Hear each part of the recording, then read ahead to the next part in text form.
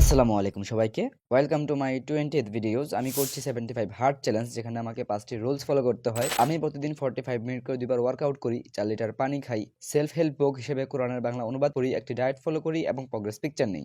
আজ আমার চ্যালেঞ্জের ডে 20। সকালে ঘুম থেকে উঠে ফ্রেশ হয়ে ফজর নামাজ পড়ি, তারপর হাফ লিটার পানি খেয়ে আমার প্রথম ওয়ার্কআউট সেশনের জন্য বের হই, যেখানে ছিল slow running, bar dips, bar crunches, inverted row, monkey bar, jumping jack, normal pushups, সাপাটে pushups, running plank, toe touch এবং লেগ রাইস। তারপর স্লো রানিং করে হলে চলে আসি, হলে এসে 1 লিটার পানি খাই।